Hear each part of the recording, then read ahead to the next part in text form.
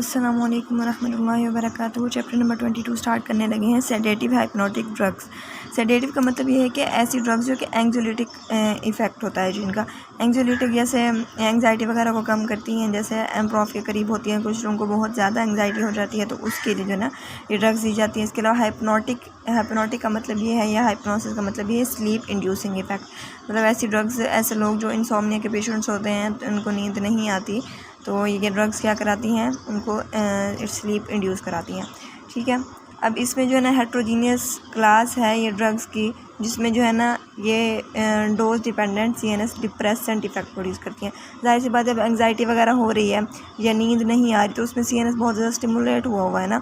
CNS हमारा active है, हमारा ब्रेन एक्टिव है, तो हमने उसको क्या करना है, डिप्रेस कराना है। CNS डिप्रेस कराने के लिए ये जो है ना ड्रग्स देते हैं हम, और इंसोम्निया या फिर एंग्जाइटी वगैरह को कम किया जाता है।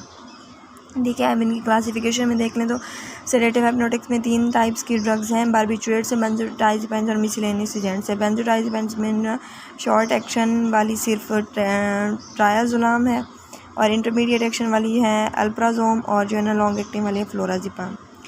अब इसके बाद जो है बारबिचुरेट्स में जो है ना ultra short acting thiopental short acting है, सेकोबार्बिटल लॉन्ग एक्टिंग है, फेनोबार्बिटल। इसके बाद मिसलेनियस में है बुस्पिरोन, क्लोरल हाइड्रेट, बिक्लोन, रेमल्टियोन, ज़ैलिप्रोन, ज़ोलपीडम वगैरह। ठीक है। अब इनकी जो है ना फार्माकोकाइनेटिक्स देख लेते हैं। फार्माकोकाइनेटिक्स में ना कुछ ऐसे पॉइंट्स हैं जो याद रखने, 2-3 पॉइंट्स। एक तो ये बात याद रखने की, जो हाईएस्ट लिपिड सॉल्युबिलिटी वाली ड्रग है ना, जो बहुत ज़्यादा लिपिड सॉल्युबल ड्रग है, वो है थायोपेंटल। थायोपेंटल हमारी इजीली CNS में इंटर हो जाती है, क्योंकि लिपिड सॉल्युबल है, और ये जो है ना एनेस्थीसिया इंड्यूस कराने के लिए दी जाती है। आगे हम पढ़ेंगे। ठीक है। इसके बाद जो है ना जब ब्रेन में जाती है रैपिडली, उसके बाद ये क्या होती है कि ये बाकी ऑर्गन्स में जो है ना परफ्यूजन के ज़रिए ये बाकी जो ऑर्गन्स होते हैं वहाँ तक वो हो जाती है, रीडिस्ट्रीब्यूट हो जाती है स्केलेटल मसल वगैरह में। ठीक है। इसके बाद जो है ना मेटाबॉलिज्म एंड एक्सक्रीशन की बात करें तो जो सेडेटिव हाइप्नोटिक्स में बेंजोडाइज़ेपिन्स हैं, ये एक्टिव मेटाबोलाइट्स में कन्वर्ट होती हैं इन द लिवर। जब लिवर इनको जो है ना लिवर में हिपैटिक एंजाइम्स होते हैं, इसको एक्टिव मेटाबोलाइट्स में कन्वर्ट कर देते हैं, तो इनका जो ड्यूरेशन ऑफ एक्शन होता है ना, या हाफ लाइफ होती है, वो इनकी लॉन्ग होती हैं। ठीक है। एक्टिव मेटाबोलाइट्स में कन्वर्ट होती हैं और जो है ना इनकी लॉन्ग हाफ लाइफ्स होती हैं। इसके बाद जो है ना 1-2 ड्रग्स हैं, लोराजिपाम और ऑक्साजिपाम। ये क्या करती हैं, ये एक्स्ट्रा हेपेटिक कॉन्जुगेशन करती है, मतलब इनकी जो कॉन्जुगेशन होती है वो लीवर के बाहर होती है, और ये एक्टिव मेटाबोलाइट्स नहीं बनाती, इनकी हाफ लाइफ ज़्यादा नहीं होती। और जो बारबिचुरेट्स भी हमारी जो है ना वो मेटाबोलाइज्ड होती हैं, हमारी लीवर में एक्सटेंसिव मेटाबॉलिज्म होता है उनका, लेकिन सिवाय फिनोबार्बिटल नहीं होती, ये जो है ना अनचेंज जाती है यूरिन में। इसके बाद एक बात ये है कि जो है ना ज़ोलपीडम का शॉर्ट हाफ लाइफ होती है, लेकिन अगर इसका बायोफिजिक रिलीज़ के फॉर्म में जो है ना इसको रिलीज़ किया जाए तो इसकी हाफ लाइफ जो है ना इंक्रीज़ हो जाती है।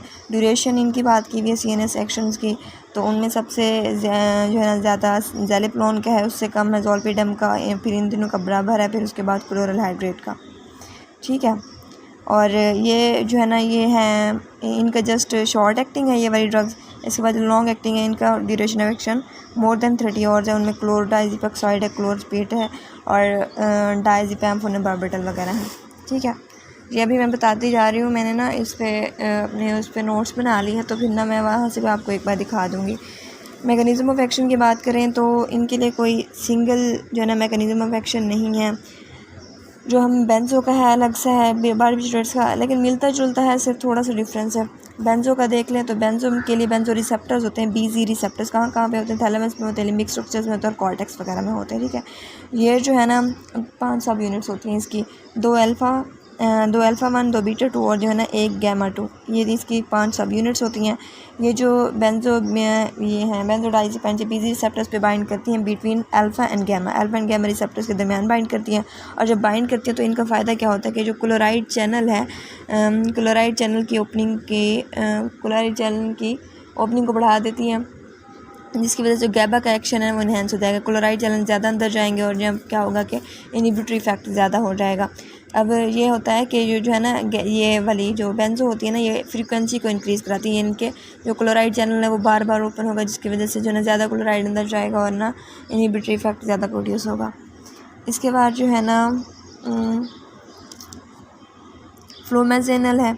फ्लूमाजेनल ये बताया हुआ है कि फ्लूमाजेनल इसके इफ़ेक्ट को, जब इसके ओवरडोजेज होते हैं बेंजोडाइज़ेपिन के, इसके इफ़ेक्ट्स को रिवर्स करती है। ठीक है, इनमें बीटा कार्बोलिन्स वगैरह दी हुई है, उसकी जो है एफिनिटी बहुत ज़्यादा है और इनको इन्वर्स एगोनिस्ट भी कहा जाता है। इसके बाद है बारबिचुरेट्स। बारबिचुरेट्स भी जो है ना यही करते हैं, न्यूरल एक्टिविटी को कम करेंगे बेंजोडाइज़ेपिन की तरह, लेकिन इनके जो वो होती हैं रिसेप्टर्स वगैरह जो पड़े होते हैं मिड ब्रेन रेटिकुलर फॉर्मेशन में पड़े होते हैं, यहाँ पे एक्ट करती हैं ये। इसके अलावा जो है ना ये जो है ना वो फ्रीक्वेंसी को इंक्रीज़ करा रही थी, ये duration of गैबा mediated chloride channel opening को इंक्रीज़ कराएंगे, मतलब वो ज़्यादा देर तक क्लोराइड चैनल ओपन रहेगा। ठीक है, इसके अलावा ये एक्साइटेटरी ट्रांसमीटर ग्लूटामिक एसिड और जो है ना सोडियम चैनल्स को भी ब्लॉक करती हैं। इसके अलावा जो इनकी बाइंडिंग होती है ना वो भी इन्हीं पे ही होती है, ये जो रिसेप्टर्स हैं alpha beta gamma, sorry alpha पे होती है, बल्कि सिलेक्टिव होती हैं, ये सिलेक्टिव होती है, अल्फ़ा 1 पे बाइंड करती हैं और जो है ना थोड़ा सा डिफरेंट साइट इनकी हो जाती है इनकी निस्बत, जो जहाँ पे ये बाइंड कर रही थी तो उनकी निस्बत जो है ना थोड़ी डिफरेंट साइट हो जाती है इनकी। ठीक है, अब इसके बाद जो है ना इसके फार्माकोडायनेमिक्स की बात करें। फार्माकोडायनेमिक्स, ये बात आपने याद रखनी है कि जो फार्माकोडायनेमिक्स है उनमें जो है ना जब बात करेंगे, कोई क्वेश्चन आएगा कि इस ड्रग की फार्माकोडायनेमिक लिखो, तो उसका मतलब ये होगा कि उसके बॉडी पे क्या इफ़ेक्ट्स आ रहे हैं, वो ड्रग क्या इफ़ेक्ट्स कॉज करा रही है हमारी बॉडी पे। ठीक है, इसके बाद जो फार्माकोकाइनेटिक है तो वो पूछेंगे, तो इसका मतलब ये है कि हमारी बॉडी ड्रग को कैसे रिस्पॉन्ड कर रही है, लाइक उसकी हाफ लाइफ क्या है, उसकी बायो अवेलेबिलिटी क्या है, उसकी जो है ना कितनी देर तक रहती है, उसकी लिपिड सॉल्युबिलिटी वगैरह ये वो। ठीक है, तो अब जो है ना इसमें इनकी जो CNS, ये जो सेडेटिव हाइप्नोटिक्स है, इनकी CNS इफेक्ट्स डिपेंड करते हैं डोज पे। ठीक है, इनमें सेडेशन होती है, एंग्जाइटी ख़त्म होती है और इसके बाद इतना ज़्यादा इफेक्ट्स भी हो जाते हैं, अगर ज़्यादा डोज देंगे तो जो है ना एनेस्थीसिया और कोमा हो जाएगा, कोमा में भी चला जा सकता है बंदा। ठीक है, ये जो है ना एडिक्टिव होती हैं, इन पे जो है ना पेशेंट को एडिक्ट कर देती हैं जब 2 से 2 ज़्यादा हम ड्रग्स इकट्ठे देते हैं। और जो क्लिनिकल यूज़ के लिए सेफ़ है वो बेंजो हैं और जो है ना न्यूरो हाइप्नोटिक्स ये ज़ोलपीडम जो है ना ये बेंजो से भी ज़्यादा सेफ़ होती हैं। सेडेशन, इसके इफ़ेक्ट्स की बात करें तो इनमें पहला इफ़ेक्ट है सेडेशन। सेडेशन का मतलब ये है कि एंग्जाइटी को कम करती हैं। ठीक है, जो एंग्जाइटी को कम करती हैं, लेकिन इसमें क्या होता है कि जो है ना एक साइड इफ़ेक्ट के तौर पे साइकोमोटर डिसफंक्शन जो है ना हो जाता है, आगे हम टॉक्सिसिटी में पढ़ेंगे इसका।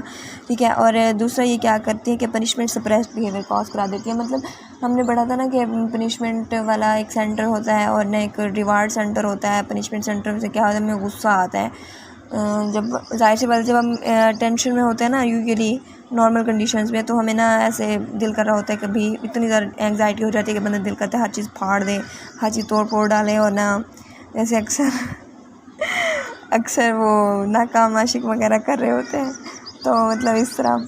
तो ये क्या करते हैं कि पनिशमेंट सप्रेस बिहेवियर कॉज कराती हैं, लाइक पनिशमेंट को, जो पनिशमेंट सेंटर उसको भी जो है ना वो कर देती है, सप्रेस कर देती है, बंदा चिलम चूल रहेगा, उसको बिल्कुल भी गुस्सा शुस्सा नहीं आएगा। इसके बाद जो है ना हाइप्नोसिस है। हाइप्नोसिस जो है ना स्लीप इंड्यूसिंग इनका इफेक्ट है, तो ये क्या कराती है, स्लीप ऑनसेट को इंक्रीज़ कराती है, स्लीप ऑनसेट को प्रोमोट कराती है। इसका मतलब ये कि स्लीप जल्दी आ जाती है, नींद जल्दी आ जाती है। दूसरा ये है कि इन ड्यूरेशन को भी बढ़ा देती हैं, एक तो स्लीप जल्दी आ जाती है, दूसरा जो है ना ज़्यादा देर तक बंदा सोया पड़ा रहता है हर डरामों की तरह। ठीक है, इसके बाद जो है ना रैम स्लीप के ड्यूरेशन को भी जो है ना रैम स्लीप का ड्यूरेशन इनमें कम हो जाता है।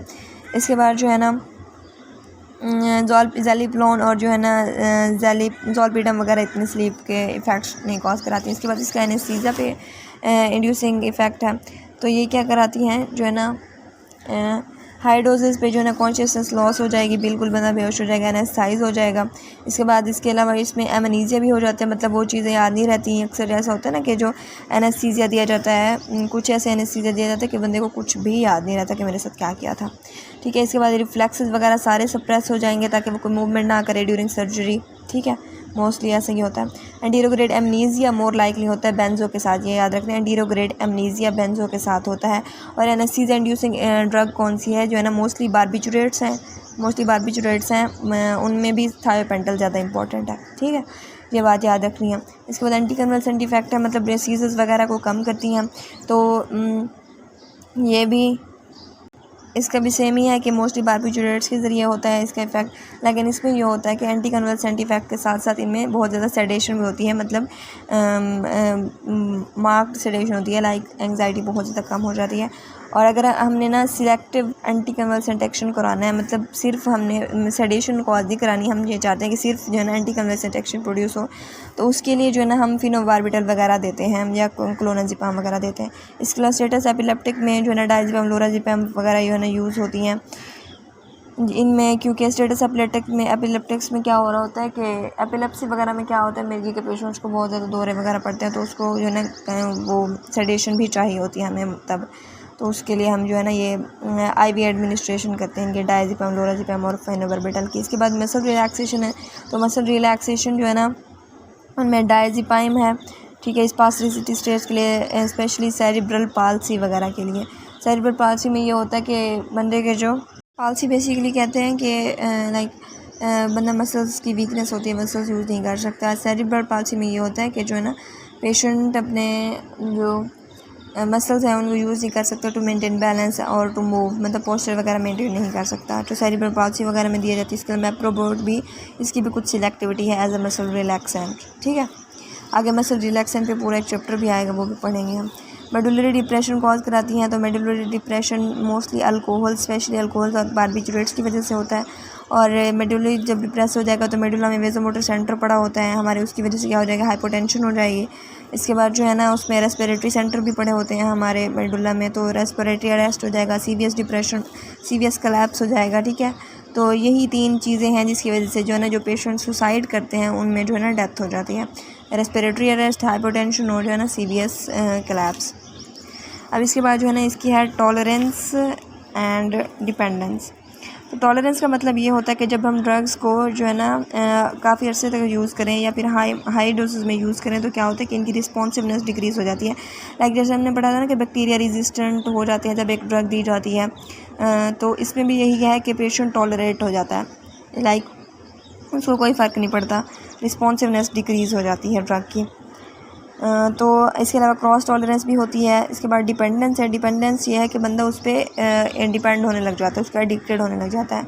उसमें साइकोलॉजिकल डिपेंडेंट और फिजियोलॉजिकल डिपेंडेंट है, 2 टाइप्स के। साइकोलॉजिकल डिपेंडेंट का ये मतलब, डिपेंडेंस का ये मतलब है कि जो है ना बंदा जो है ना कंपल्सरी होता है उसके लिए यूज़ करना है, लाइक उसको क्रेविंग्स होती हैं बहुत ज़्यादा, वो उसको छोड़े बिना बिल्कुल भी नहीं रह सकता। जैसे ऐसा होता है ना कि जो बीड़ी बहुत ज़्यादा लेते हैं, या फिर ना वो कुछ होते हैं ऐसे पेशेंट नहीं, लोग जो शराब पीते हैं, तो उनको इतनी ज़्यादा क्रेविंग्स हो जाती है कि उसके बगैर बिल्कुल भी नहीं रह सकते। तो ये वाली स्टेट हो जाती है इन ड्रग्स की, मतलब इसकी ड्रग के बगैर रहा ही नहीं जा सकता। दूसरी फिजियोलॉजिकल डिपेंडेंस ये है कि इसमें जो है ना एब्स्टिनेंस सिंड्रोम होता है, मतलब विड्रॉल सिंड्रोम या विड्रॉल सिम्टम्स होती है। लाइक आप एक हद तक आप जो है ना ड्रग यूज़ कर रहे हो, तो आप ठीक हो, आपकी एंग्जाइटी कम है, आपकी नींद ठीक है, या आपको दौरे वगैरह नहीं पड़ रहे, या जो भी आप इफेक्ट कॉज कराना चाह रहे थे वो आपका डिज़ायरेबल इफेक्ट आ रहा है, लेकिन जो ही आप छोड़ते हो तो विड्रॉल हो जाता है, लाइक वो इफेक्ट दोबारा आने लग जाते हैं, इंसोम्निया फिर से हो जाएगा, एंड जो कन्वल्सेंट हैं या फिर जो है ना वो सीजर्स वगैरह दोबारा से स्टार्ट हो जाएंगे, ठीक है। और ये मोस्टली शॉर्ट एक्टिंग ड्रग्स में होता है, शॉर्ट एक्टिंग ड्रग्स की वजह से होते हैं। विड्रॉल साइंस में कौन सी एंग्जाइटी है, जाहिर सी बात है, अब जो एंग्जाइटी इफेक्ट था तो एंग्जाइटी हो जाएगी, ट्रेमर्स होंगे, क्योंकि ये तो वो करा रही थी ना मसल रिलैक्सेशन वगैरह करा रही थी, तो ट्रेमर्स हो जाएंगे, हाइपर रिफ्लेक्स हो रहा था। उधर हमने एनेस्थीसिया वाले उसमें पढ़ा था कि रिफ्लेक्सेस वगैरह को सप्रेस करती हैं, तो इसमें हाइपर रिफ्लेक्सिया हो जाएगा। इसके अलावा सीजर्स होंगे, और जो है ना डिपेंडेंस लायबिलिटी, जो न्यू ड्रग्स है ना जैसे ज़ोलपीडम, ज़ैलिप्रोन और एज़ोपिक्लोन, इनकी जो है ना बाकी जो बेंजोडिपाज़िन है उनकी निस्बत कम है। इसके बाद क्लिनिकल यूजेस हैं कि एंग्जाइटी, स्ट्रेस